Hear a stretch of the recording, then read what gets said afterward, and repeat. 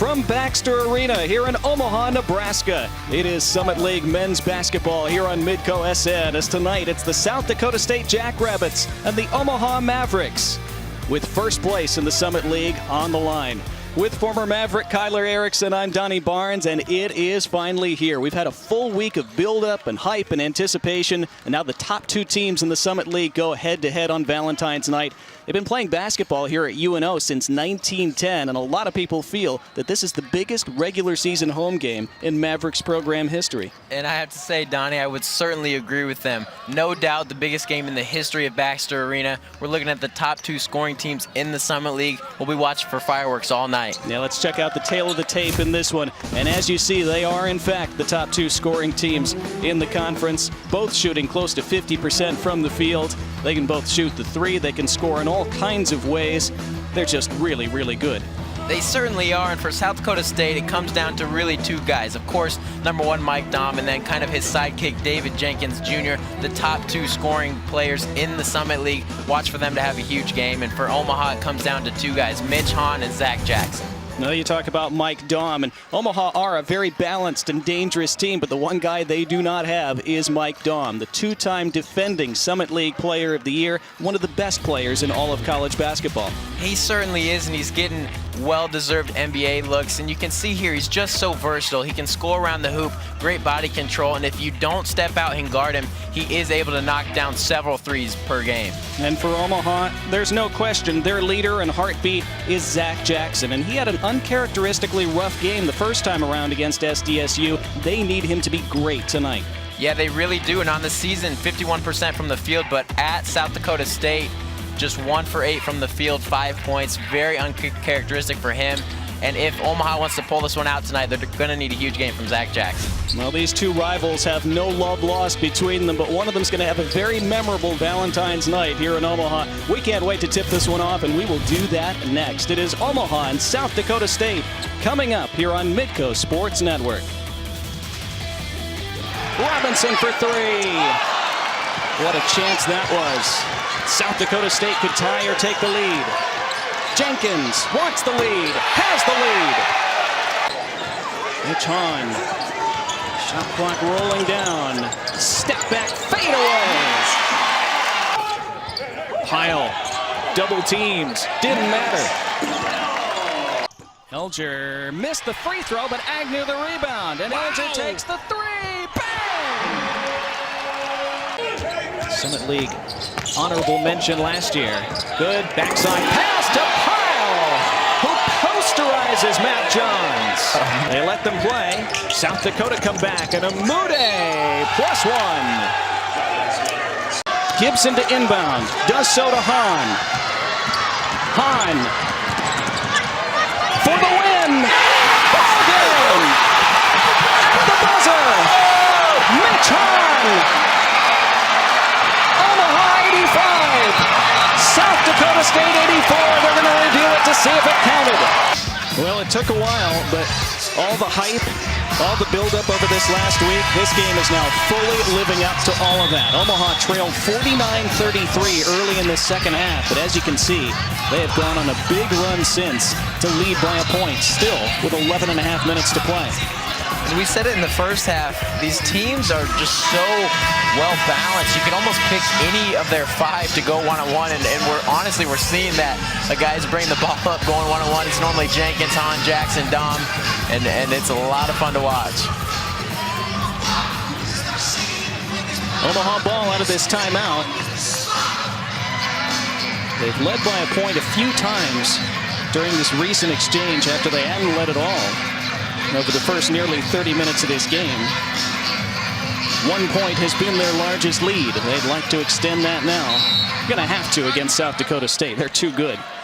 Yes, you are. I don't think any lead is safe against SDSU, and see what they can do. Robinson cannot. King the rebound.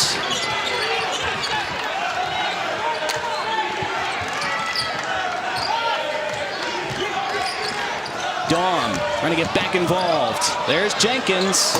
He is unconscious. Well, and Donnie, you called it. When Ty's in the game, they're going right at it, and then Dom there with the dribble drive right by him had to bring the help from the corner, which left Jenkins wide open, and that's the last guy that you want to leave open. 26 now for Jenkins.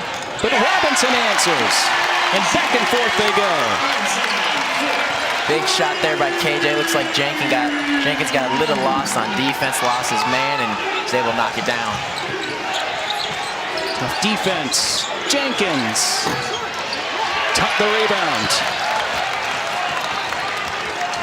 You're surprised anytime Jenkins misses right now. Robinson. Halfway down. It wouldn't go. And most nights, that's not a good shot from KJ, but tonight anything goes. They're firing on all cylinders. Dom against Tuck draws the foul. It's just the third of the half against Omaha. They got themselves in early team foul trouble in the first half.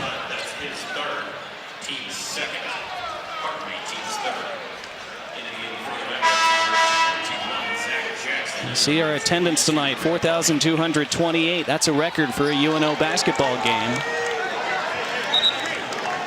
Great crowd, and again, they spent the first half and the first couple minutes of the second half being mostly frustrated, but they and their team have come to life. Still over 10 minutes left. Flatten. We haven't called his name much in the second half. Dom. King. Now Flatten. Shot clock running down, but he skies to the hoop and slams it down. Right on cue there, the sixth-year senior. Big bucket with the drive-by. Able to flush it. The lead continues to yo-yo. Jackson.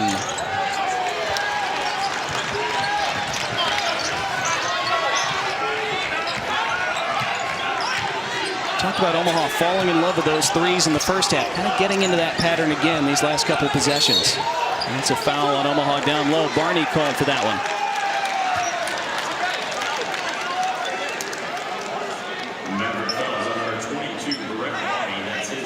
Yeah, and as they say, live by the three, die by the three. It'll be important, especially down the stretch, to keep their legs under them, use their legs when they're shooting. You're coming up short quite a bit. Normally means you're a little bit fatigued. Matt Pyle is back out there, guarding Dom with his 3 fouls. And Dom steps out for the 3. South Dakota State ball off Robinson's hand last. Credit to having King there, a name we haven't said too much tonight, with the cut to get Dom open on the 3, and then also the hustle play to keep possession for SDSU. Big play there by King. Dom over Pyle. Again, good defense by Pyle. Dom has not scored in the second half. He had 20 at the break. He still has 20. And now Pyle against Dom. Gets the roll. How about Matt Pyle going right at Dom? I'm not sure if he's trying to give him foul trouble, actually score. Either way, he's getting buckets. Omaha lead again. Jenkins fouled by Gibson. Great move there by Jenkins. When you've hit so many threes, especially in the second half, they have to get up and respect it. Got the call, the slap on the wrist. Drew the foul on JT Gibson there.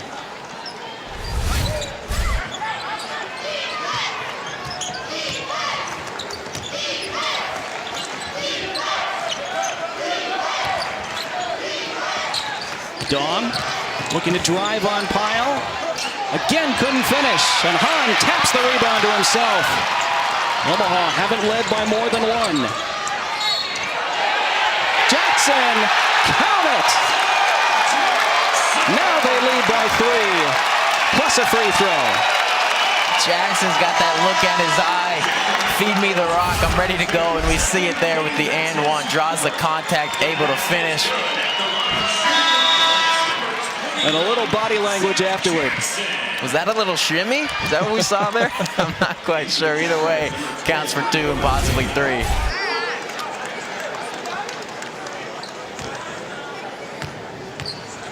Jackson seeking a 4-point lead for his team. Gives it to them. Their largest of the night.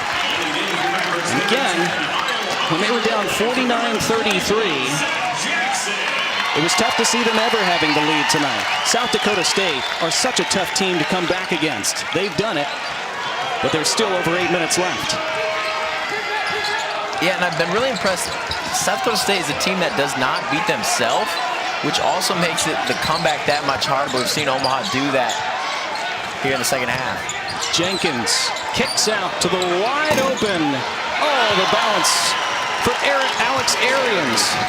And I said it a little earlier that he knows his role, and he's found it these last few weeks, able to hit some big shots, and there's one right there.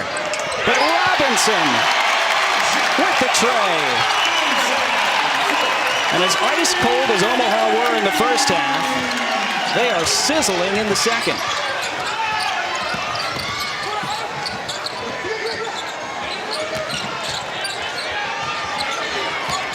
There's Jenkins again, bumped by Gibson. That's on the floor. And a timeout on the floor. 7:21 left. Jenkins going back and forth. Omaha up 4.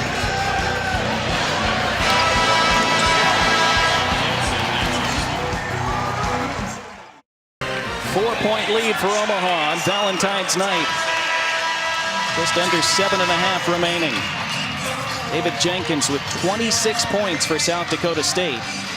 He has been immense. But Omaha, such an effort in this second half to erase a 16-point deficit and lead by 4. SDSU ball out of that timeout.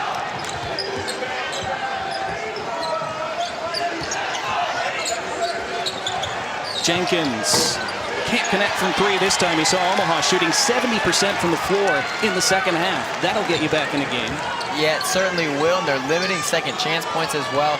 Dom scoreless here in the second half. Those have been the keys for Omaha getting back in this game. And they push this game-high 4-point lead out further. Hahn around the screen. The switch to Jackson. Left the 3 short, and Pyle was held and fouled. That's a big call. That's Dawn, looks like.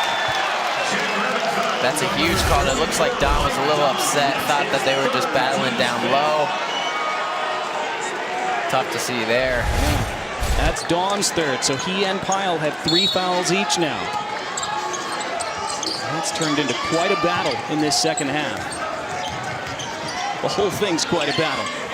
Yes, it is. Hahn, they lead by 6. And look, I've said this before that I don't know if there's a more clutch player in the Summer League than Mitch Hahn. I know there's 7 minutes left, but that shot right there for you is monumental, and they lean on him every time they need a bucket.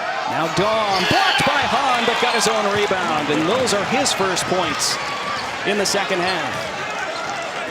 Credit Dom there, just not giving up. That's what he does best. If he misses, the rare times he misses, he's able to follow it up, lay it in. Pyle finishes. Back to 6.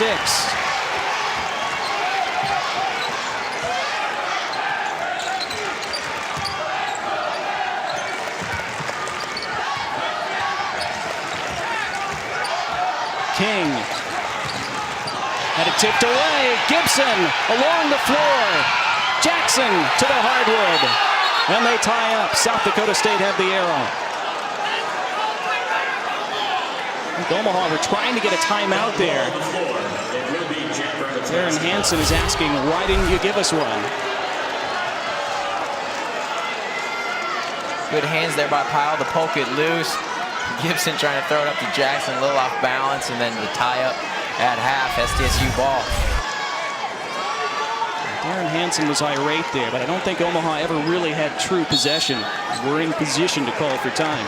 Yeah, and really both teams were flying around. I don't see a foul there. I like the no-call jump ball. Now Dawn for 3, and there you go. This team needed a bucket. He provides it. Huge shot there, and you fall asleep, take a little break on defense, and Don makes them pay with a dagger of a 3. That's Omaha's lead right in half.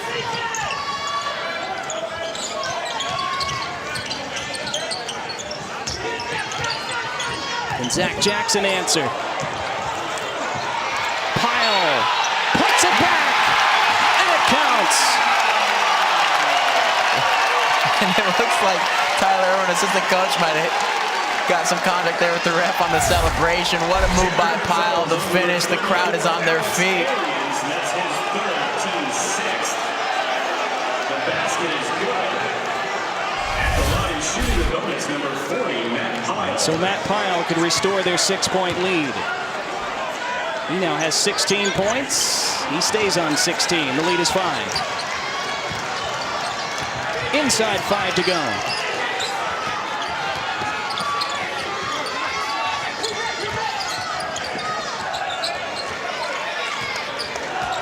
Jenkins, the spin move, and the finish. 28 points for David Jenkins. What a move. The spin, they have to respect the three. Gets the step on JT, the spin move, the finish. Wow.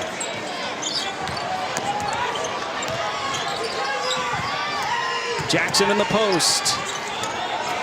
It's a difficult look, well defended.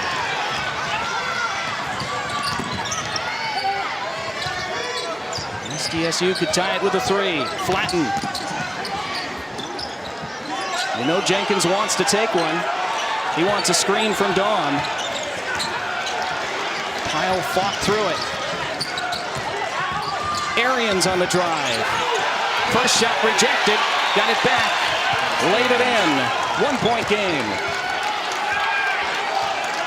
Arians there sticking with it, just a freshman, but certainly a veteran play there, able to lay it in for 2. Gibson to Pyle. And he'll shoot free throws when we come back.